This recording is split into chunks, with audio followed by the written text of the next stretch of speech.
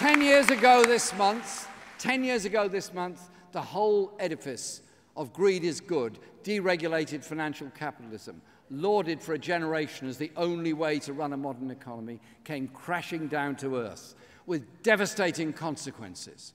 But instead of making essential changes to a broken economic system, the political and corporate establishment strained every sinew to bail out and prop up the system that led to the crash in the first place. The price of that has not just been stagnation, wages falling for the longest period in recorded history, and almost a decade of deeply damaging cuts to public services. It's also fueled a growth of racism and xenophobia and has led to a crisis in democracy both at home and abroad. People in this country know that the old way of running things is not working anymore.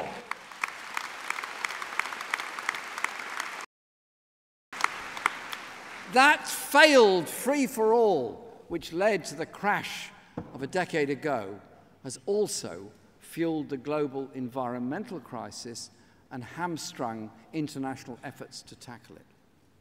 There is no bigger threat facing humanity than climate change.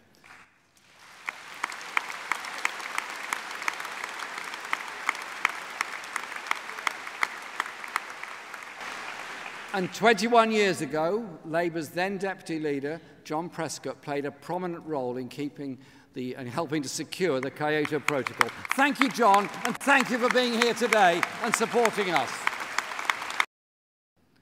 The contrast with the America First posturing of Donald Trump and his decision to pull out of the Paris climate change accords could not be sharper. We only have one planet. So we must re-engage with countries seeking to walk away from Paris. We must also lead by example.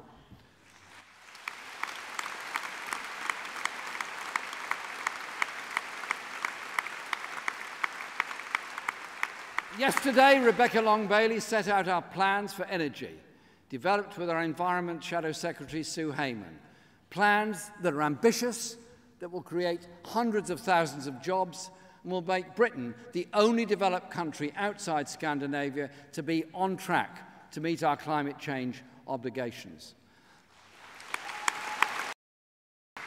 I can announce this today that our programme of investment and transformation to achieve a 60% reduction in emissions by 2030 will create over 400,000 skilled jobs to ensure that comes about. Good jobs. I know that sounds ambitious, and it is, and will be delivered with the most far-reaching programme of investment and transformation in decades. Labour will kickstart a green jobs revolution that will help tackle climate change, provide sustainable energy for the future, and create skilled jobs in every nation and region of this country.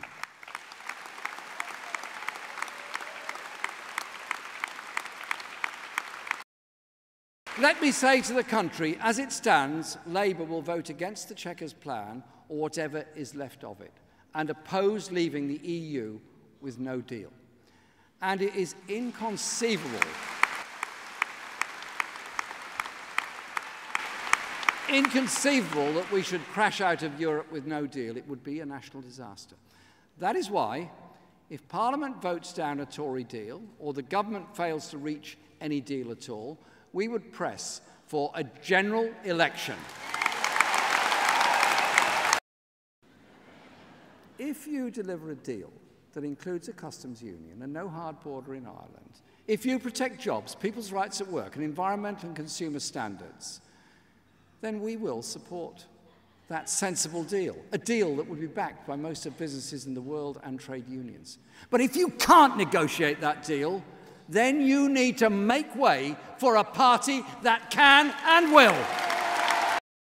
So conference won't accept anything like that when we're attacked by Tory hypocrites who accuse us of anti-Semitism one day, then endorse Viktor Orban's hard-right government the next day.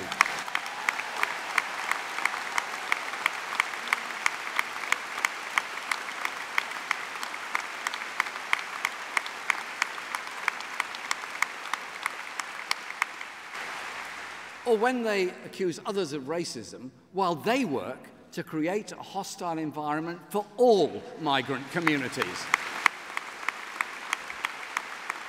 We can never be complacent about the scourge of racism.